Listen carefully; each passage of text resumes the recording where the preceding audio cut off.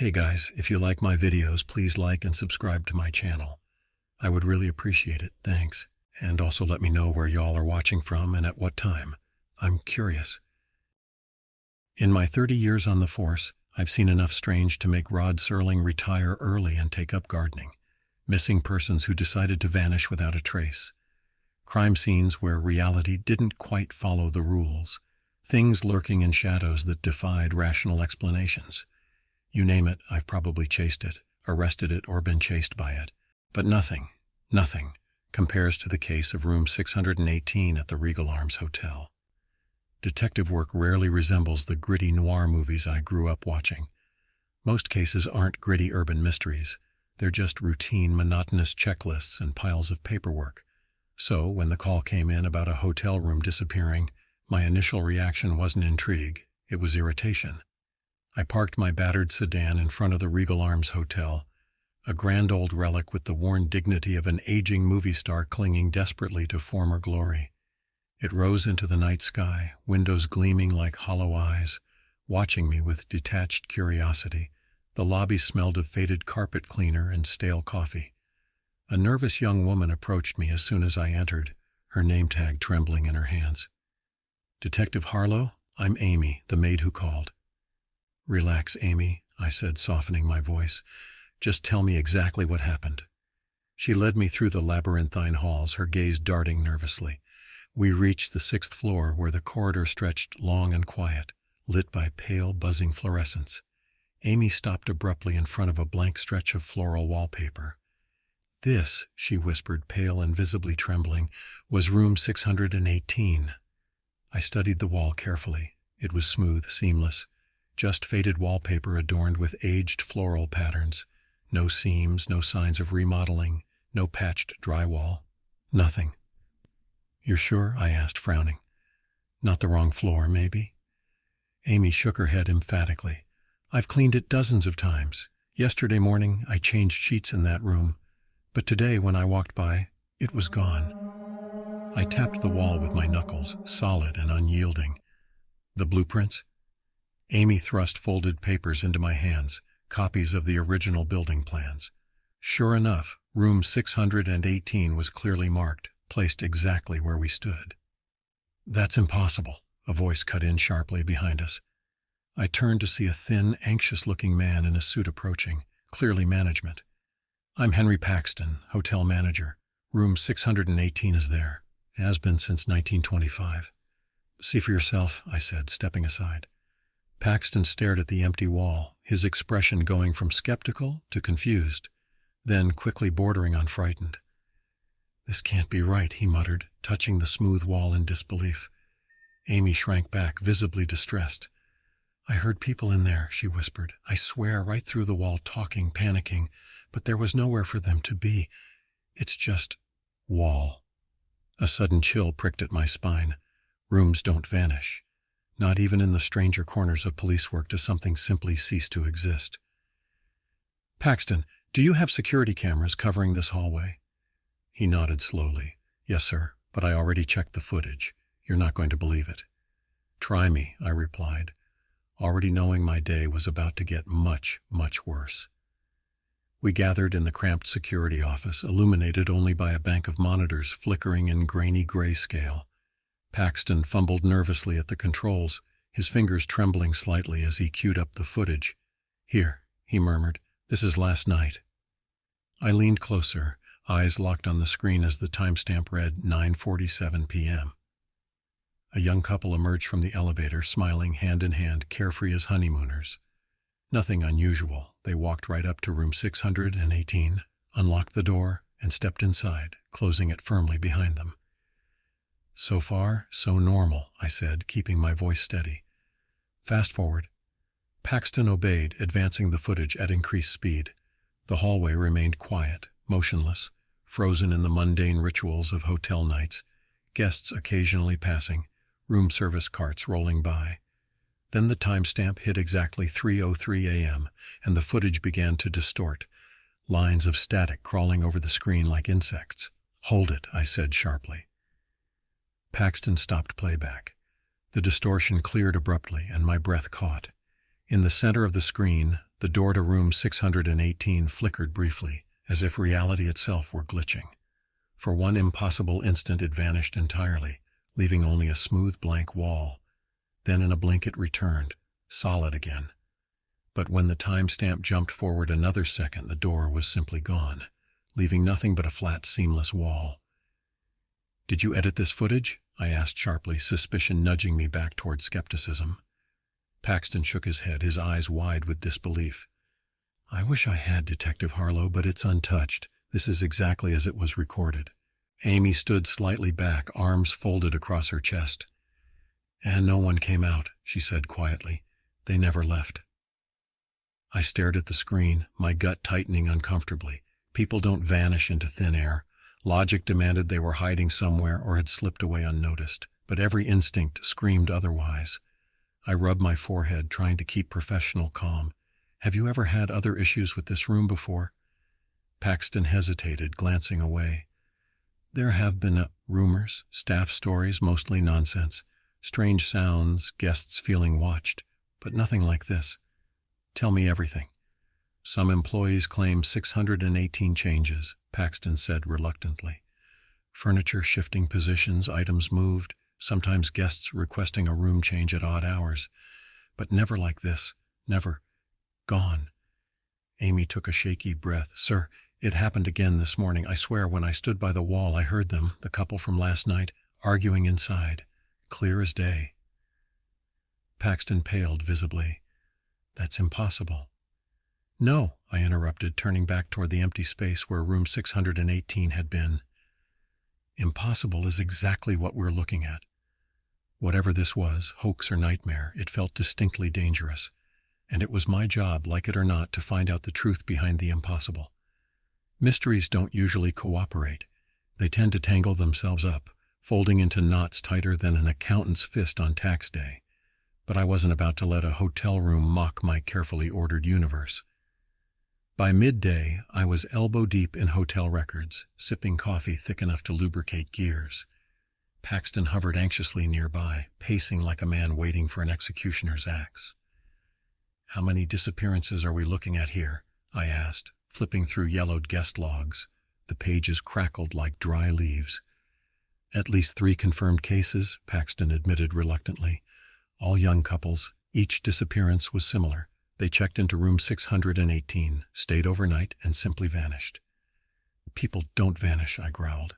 "They run off, fake their deaths, or meet unfortunate ends, but they don't vanish into thin air." Paxton grimaced, clearly not convinced. "Then explain the footage." I sighed. I couldn't, not yet. "What happened afterward?" I pressed. "What did the police report say?" Paxton shifted uncomfortably.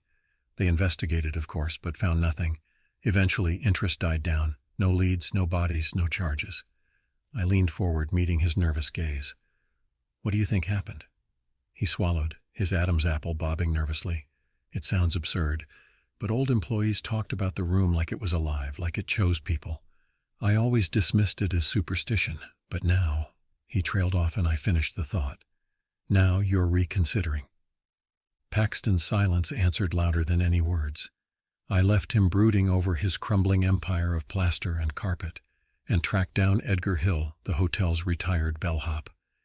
He lived alone in a weather-beaten house at the edge of town, paint peeling off in long, curled strips.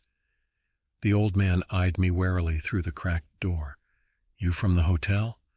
"I'm Detective Sam Harlow. I need to ask you about room 618. Hill's expression darkened, and for a moment I thought he'd slam the door. Instead, he stepped aside reluctantly. "Come in." The living room smelled like mothballs and forgotten memories. Hill shuffled to an armchair and eased himself down, his joints creaking audibly. He studied me through rheumy eyes. "You shouldn't mess with that room, Detective," he began softly. "It should have stayed gone." "Why?" Hill sighed, staring at his knotted hands.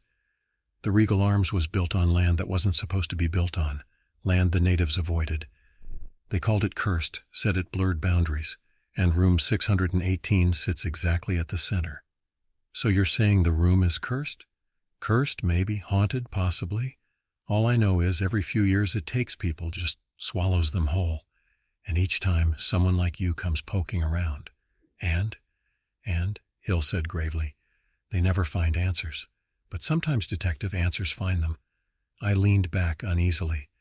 Suddenly, the puzzle didn't seem nearly as appealing. I never believed much in curses or haunted places. Sure, I'd bumped elbows with weirdness now and then. Every detective eventually does. But I still clung stubbornly to the hope that the world made sense. Physics, evidence, logic. But logic had packed its bags and skipped town the moment room 618 vanished into thin air. Back at the hotel, Paxton reluctantly handed over the keys to room 617, adjacent to the impossible blank wall. He gave me the look you'd reserve for a man volunteering to juggle dynamite. "You sure you want to stay here tonight, Detective Harlow?" Paxton asked cautiously, glancing nervously at the empty wall. "It might not be safe." "I appreciate the concern," I said dryly, "but if I'm going to solve this, I need to be here." Paxton nodded grimly, retreating with the relieved look of someone who just passed off a live grenade. I stepped inside room 617, shut the door behind me, and stared at the wall that shouldn't exist. I set an alarm for 2:45 a.m. and lay on the bed fully clothed, listening to the hotel breathe around me. Sleep never stood a chance. My mind replayed the vanishing door and Amy's frightened words, spinning in tight circles until the alarm jarred me from a half-doze. At exactly 3 a.m. I pressed my ear against the floral wallpaper, straining my senses to catch any hint of movement from the other side. For a long moment there was nothing but dead silence. I began to feel foolish, like some poor sap who'd bought into the hype of an elaborate practical joke. But just as frustration set in, the wall shifted, like someone had pressed their weight against it from the other side, slow and deliberate. I jerked back, heart hammering. Wallpaper shouldn't move. My eyes locked on the section I'd just touched, and in the dim glow of a bedside lamp, something stretched beneath the faded floral patterns, a shadow sliding slowly across the surface like ink bleeding through paper. The room's temperature dropped sharply, my breath clouding briefly. "Who's there?" I demanded, more out of habit than expecting an answer. Silence responded, indifferent and mocking. I stepped closer again, reaching out, hesitant fingers brushing the frigid wallpaper. It felt ice-cold now, damp, like condensation forming on the outside of a refrigerated bottle. Before I could pull away, something pressed back, firmly, meeting my touch from inside the wall. I stumbled backward, pulse pounding hard enough to bruise my ribs. The shadow shifted again, sliding toward the door, pausing just long enough for me to see the outline clearly. A human shape, pressed impossibly flat, trapped between worlds. Then slowly, deliberately, it slid toward the corner and disappeared. I was left alone, breathing raggedly, wondering if perhaps Edgar Hill had been right. Some answers really should remain buried. I didn't sleep after that. Frankly, sleep seemed about as smart as juggling knives after a few drinks. I paced room 617, running over scenarios in my head, trying to rationalize the irrational, but each explanation fell short. Physics doesn't care about logic, but this went beyond mere physics. It felt malicious. At dawn, sunlight trickled through dusty curtains, reassuring but somehow false. Morning's normality felt like makeup on a corpse, thin, fleeting, and disturbingly artificial.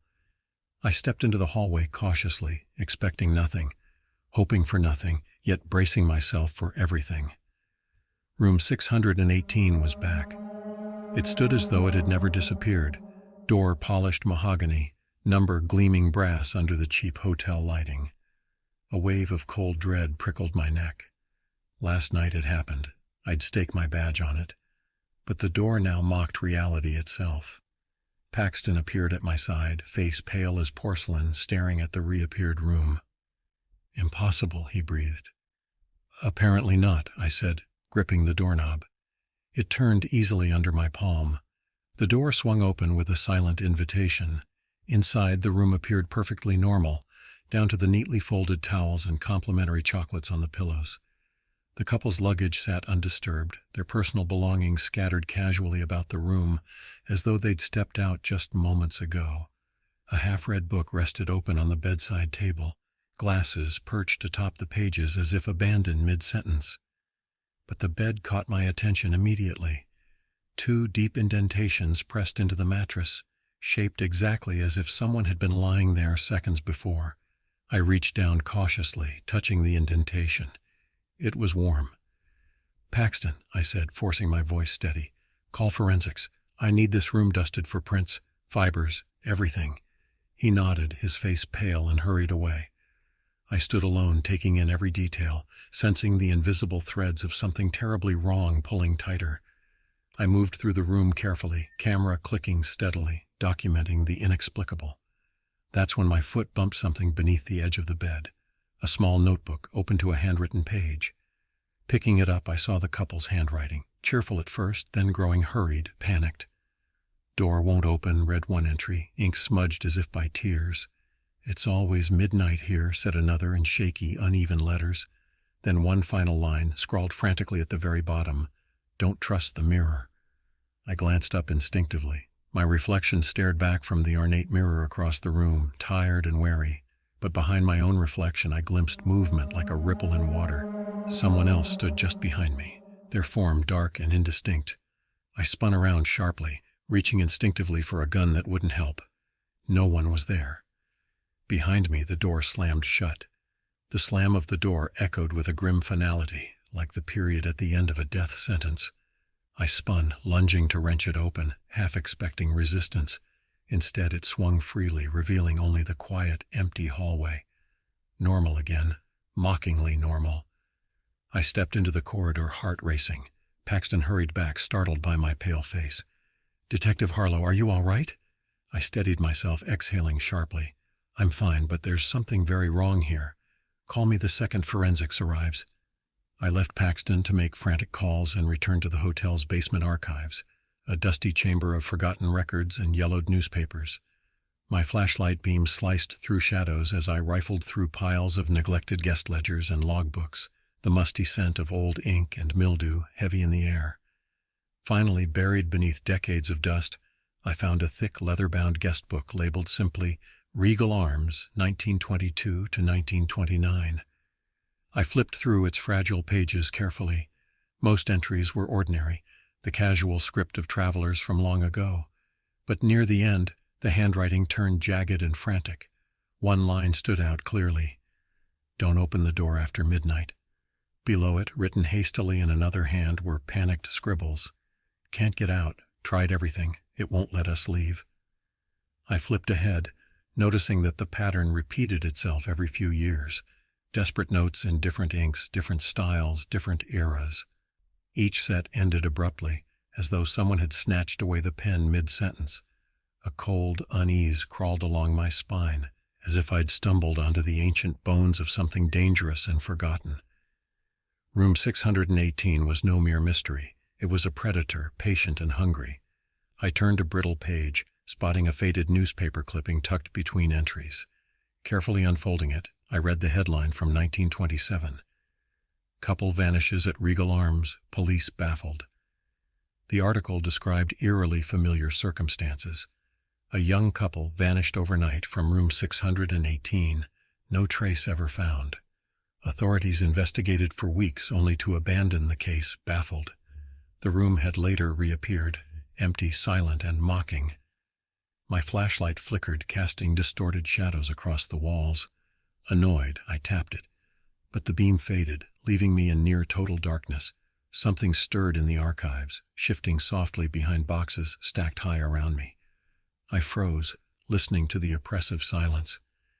The air thickened suddenly, heavy and foul, like breathing inside a sealed tomb. Carefully, I reached toward my pocket for my phone, thumbing the flashlight app to life. As the pale glow illuminated my surroundings, I saw I was utterly alone. Yet on the far wall, words had appeared, scratched deep into the stone.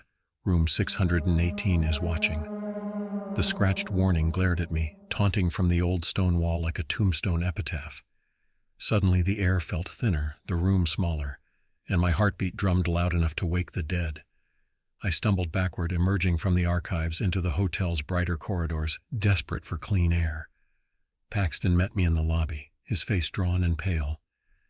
"Detective Harlow, we've got the forensic report. You need to see this."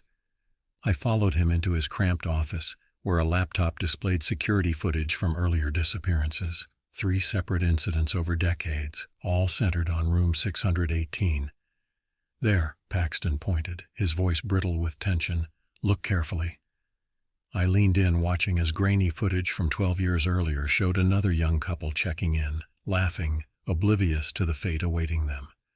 Minutes passed normally. Then, just before the timestamp hit 3:03 a.m., a shadowy figure appeared in the hallway, tall, indistinct, wrapped in darkness, standing patiently outside room 618. "Who's that?" I demanded sharply. "No one knows," Paxton whispered. "It never moves, never enters, just waits. Watch closely." As I stared intently at the figure, the video distorted slightly. The camera angle shifted just enough to catch a reflection in the glass window behind the figure. There, faintly illuminated in the grainy reflection, I saw people, men and women in outdated clothing, standing inside room 618, staring blankly, hopelessly outward.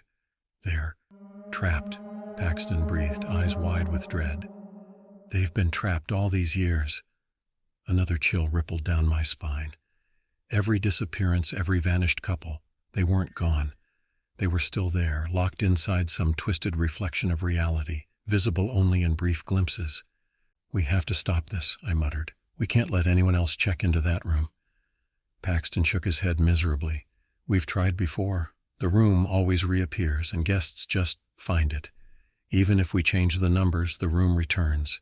It wants occupants, and it always gets what it wants." I stared again at the dark figure in the footage, its silent patience, its terrible certainty. It wasn't merely observing. It was hunting, carefully selecting victims. My heart sank as a dreadful realization washed over me. Room 618 had chosen me, too. Paxton placed a shaky hand on my shoulder. "Detective, maybe you should go. Leave now while you still can." I smiled grimly, shaking off his hand. "Running won't help. I've already stepped through this door. I have to finish it." As I turned toward the elevator, my phone vibrated suddenly. I glanced down and saw a text from an unknown number. "We're waiting for you in room 618, Sam."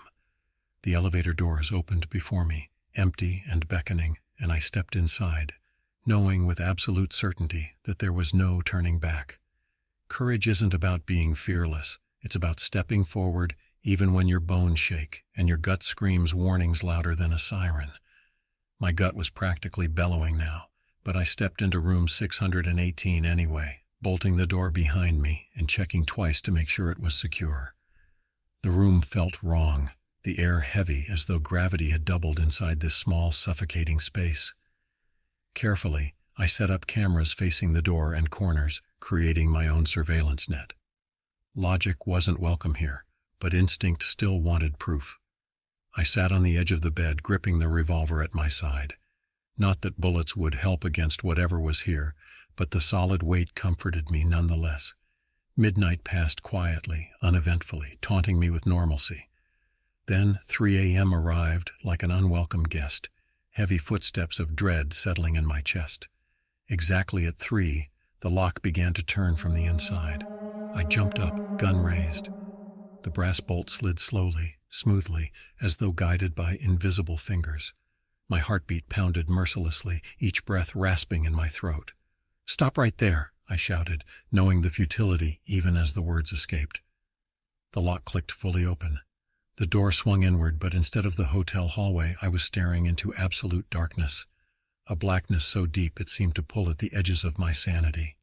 "No," I said aloud, stepping back, my voice sounding weak in my own ears. "I won't come." But something was already reaching through, tendrils of shadow snaking across the carpet, edging toward my feet. I stepped backward, but the darkness crawled faster, enveloping the walls, consuming furniture. The room warped, blurring like melting wax, colors fading to gray. Then, with a sickening lurch, reality snapped violently.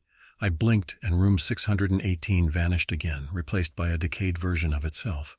Wallpaper peeled in rotten strips, mold crawled over ceilings, and a bitter metallic taste filled my mouth. The door had disappeared completely, replaced by a solid, unbroken wall. My pulse hammered against my temples. I wasn't alone. Shapes moved within the walls, faces pressed out through peeling paper, mouths stretched open in silent agony, eyes wide with eternal fear. A voice, low and cold as winter's breath, spoke clearly from behind me. "Welcome, Detective Harlow. We've been waiting." I spun around, heart nearly bursting from my chest. A figure stood near the bed, tall, dark, its edges blurred like smoke, but the eyes, those eyes, were sharp and filled with an ancient, hungry intelligence. "Who are you?" I demanded, forcing the words from my dry throat. It tilted its head, considering me, smiling slightly. "I am room 618, and now, so are you." I stared into the shifting, shadowy form standing at the edge of the bed. Every instinct howled at me to bolt. But there was nowhere to run, just 4 peeling walls and the unbearable knowledge that the thing before me was real and hungry. "You're not a room," I said, trying to keep my voice steady. "You're some kind of parasite, something that feeds on people." The figure tilted its head slowly, as if amused by my bravado. "Clever, detective, very clever. But understanding won't help you escape." "Why this room?" I demanded, stalling, desperately searching for some angle to exploit. "Why these people?" The figure rippled gently, as if struggling to maintain its coherence. "This hotel was built upon a wound, a fracture in your reality. Room 618 is merely the bandage, concealing what lies beneath." "What does that mean?" My voice came out steadier than I felt, thank goodness. "It means the room is both door and cage. Every few years it hungers and feeds." The shadow tilted its indistinct head, considering me curiously. "Guests who enter willingly nourish it, allowing it to remain sealed. But occasionally it chooses more substantial prey, like you." "And you think I'll just lie down and let it happen?" I asked, defiantly, forcing bravery I didn't feel. The figure paused, tilting what passed for its head slightly. "They never accept at first, detective, but eventually all realize there's nowhere else to go." Movement flickered at the edges of my vision, shapes emerging slowly beneath the wallpaper, faces pressed outward, their mouths twisted into expressions of endless agony.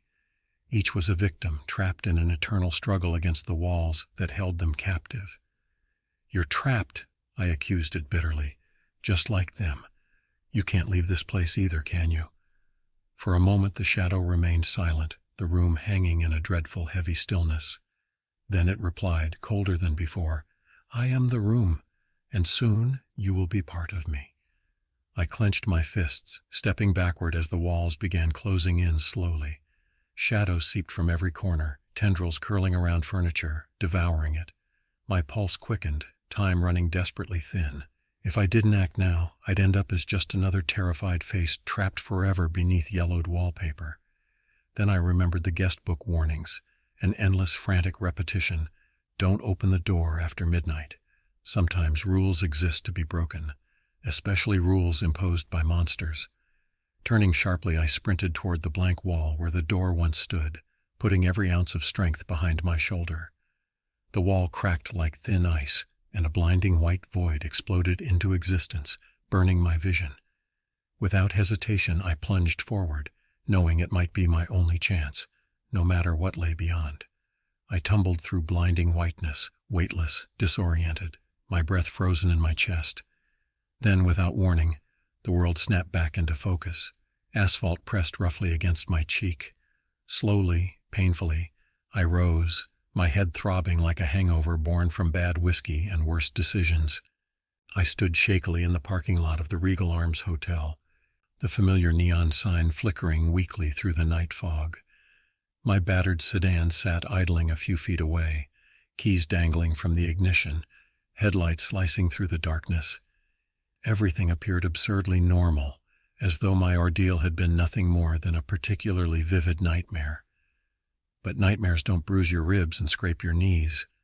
Pulling myself upright, I stumbled toward the hotel entrance. Paxton stood at the front desk, calmly leafing through guest records. He glanced up as I staggered in, concern furrowing his brow. "Detective, is something wrong?" he asked. "Forget something. Room 618, I gasped, clutching the edge of the desk for support. "We need to seal it off immediately." Paxton's confusion deepened. "Room 618? Detective Harlow, we don't have a room 618. "Don't play games, Paxton," I growled. anger swelling hot in my chest. "You called me here. People disappeared." Paxton eyed me warily, clearly confused. "Detective, I swear, there is no room 618. There never was." My breath caught sharply. I stared into his eyes, searching desperately for deception. Instead, I found only genuine bewilderment. "Check your security footage," I demanded. Paxton dutifully played it back, but the hallway looked perfectly normal. Doors numbered clearly. 615, 616, 617, then 619. No interruptions, no vanishings, no impossible glitches. It was as though room 618 had never existed at all. I stumbled away numbly, feeling reality slipping between my fingers like sand.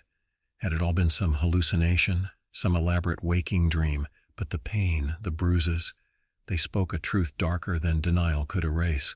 Paxton and the others had been made to forget the room existed.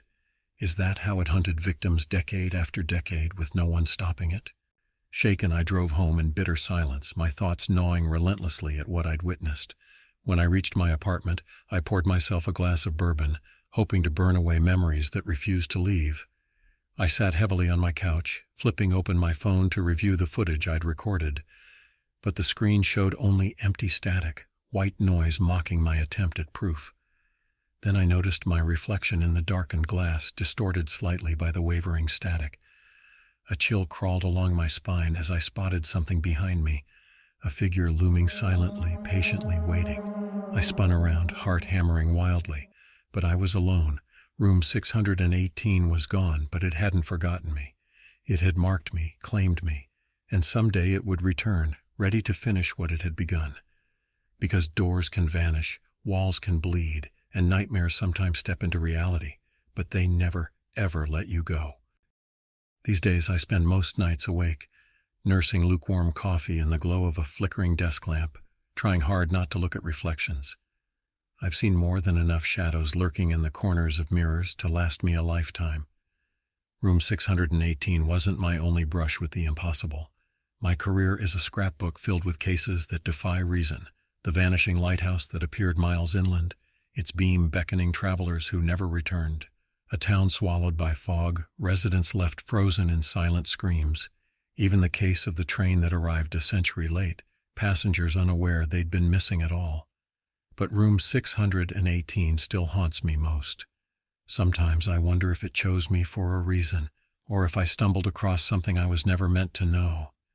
Either way, the lines between normal and nightmare don't feel quite as solid as they used to.